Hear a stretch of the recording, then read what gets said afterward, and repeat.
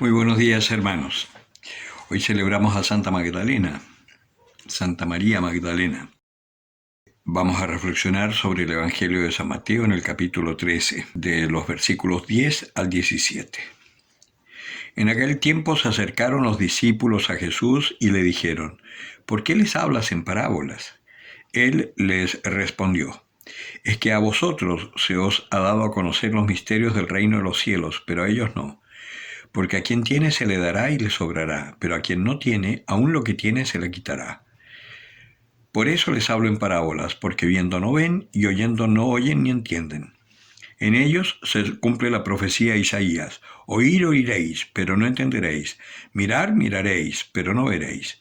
Porque se ha embotado el corazón de este pueblo, ha hecho duros sus oídos y sus ojos han cerrado, no sea que vean con sus ojos, con sus oídos oigan, con su corazón entiendan y se conviertan, y yo los sane.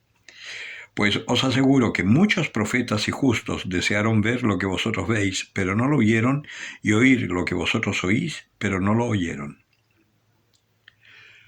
Palabra del Señor. Esta palabra es una palabra bastante dura, pero también a nosotros debería servirnos, uno, de advertencia y dos, de esperanza.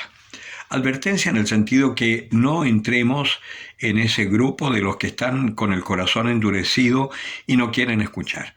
Y estos que están con el corazón endurecido y no quieren escuchar, no es que no sean religiosos.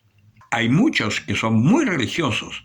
La mayoría de los que siguen en la iglesia siguen porque son muy religiosos, pero no están dispuestos a cambiar su forma de vivir la fe porque les acomoda, porque los deja tranquilos, pero no escuchan al Señor, que los puede estar llamando para vivirlo de otra forma. Ese es el gran problema de la Iglesia Católica hoy.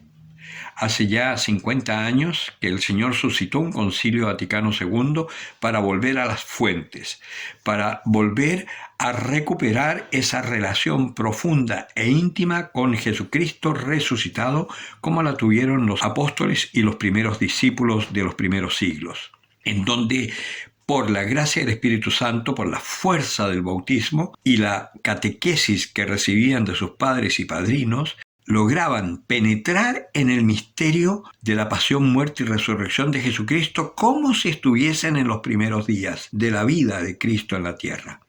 Ahí es donde se cumplía esto de dichosos los que sin ver crean. Pero con el tiempo la Iglesia se fue contaminando con ideologías foráneas, con intereses político-económicos que fueron distorsionando el ser y el quehacer de la Iglesia. Y hoy estamos en unos tiempos en donde queda clarísimo la acción de Dios a través de la Virgen María cuando inspiró a San Juan XXIII a reimplantar el catecumenado en la Iglesia. Pero los intereses mundanos ajenos a la voluntad de Dios que imperan hasta el día de hoy dentro de la Iglesia, y no tenemos que escandalizarnos, porque siempre ha sido así. Desde el mismísimo comienzo de la Iglesia, que la Iglesia sufrió persecuciones. Incluso María, estando en embarazo, podía haber sido lapidada si no fuese porque su prometido José, que era justo, decidió repudiarla en secreto. Pero Jesucristo nace y viene la persecución, por eso profetizan los dolores de la Virgen. Pero bueno, desde el comienzo la Iglesia ha sido perseguida. En el siglo IV, Constantino, el emperador, viendo que no podía contra los cristianos, la declara religión oficial del imperio. Para tratar de contaminarla, entonces, le da un rango al Papa a la altura del emperador, con mitra, con capas de armiño y oropeles, y sin embargo, pese a toda esa caparazón mundana, la Iglesia se fue manteniendo en pequeñas comunidades y pequeños grupos, los monjes en los monasterios, gente santa que mantenía esta ligazón primigenia con el Señor resucitado. Con el tiempo se diluyó hasta tal punto que nosotros hemos recibido una tradición que está totalmente alejada del verdadero contacto con Jesucristo, y hemos recibido una religión. La religión es la forma que tiene el hombre, que crea el hombre para unirse con aquello que no conoce. El cristianismo, por lo tanto, siendo una religión, sí, porque religa al hombre con Dios, es mucho más que eso, es revelación. Y precisamente Jesucristo lo que hace es hablar revelándose, pero en una forma indirecta, por eso habla en parábolas, para que el que tenga oídos para oír, que oiga, el que tenga ojos para ver, que vea. ¿De qué grupo eres tú? ¿De los que se da cuenta de que la palabra de Dios la está llamando para un cambio radical de vida y a ser testigo del amor de Dios para todos los hombres? ¿O estás en ese grupo de los que se niegan a abrirse a una llamada del Señor real, nueva, que quizás los descoloque de momento de su forma de vivir la fe para entrar en una nueva forma de conocimiento del Señor, que yo ya les he explicado? Yo cuando hablo de conocimiento no hablo del intelecto, yo hablo del corazón, yo hablo de las entrañas, para entrar en una relación personal, real, con el resucitado. Por eso, a los que Él ha elegido, se nos ha dado la gracia de conocer la verdad sin parábolas.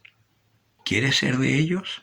Entonces, sé humilde, busca el catecumenado, el neocatecumenado, porque hay muchos catecumenados que se han inventado después del Concilio Vaticano y todavía se siguen inventando, y acá en Chile todavía, y son en el fondo nombres, pero son más cursitos. No es un verdadero catecumenado. Verdadero catecumenado tiene que estar relacionado con el ritual de iniciación cristiana de adultos, que se escribió también después del concilio. Y tiene que estar basado fundamentalmente en las escrituras y el magisterio de la Iglesia, sin inventos propios, sino que lo que el Señor ha revelado.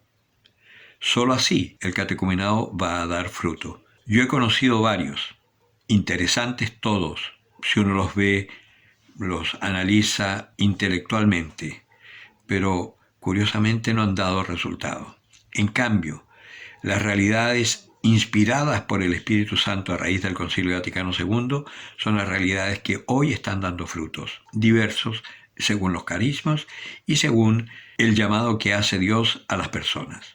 Lo digo siempre: carismáticos, focolares, comunión y liberación, sodalicio de vida cristiana, neocatecumenado. Para los que viven en Puerto Montt, les puedo anunciar que el Padre Jaime va a empezar catequesis el 3 de agosto en la parroquia de Nuestra Señora de Fátima. Si se quieren acercar, pueden hacerlo a esa parroquia. Más adelante van a empezar catequesis en Cristo Crucificado y en Santa Teresita de los Andes. Así que estén atentos, por lo menos esas son las que yo sé. En mi parroquia, en Santiago, Inmaculada Concepción de Vitacura, ya están terminando las catequesis.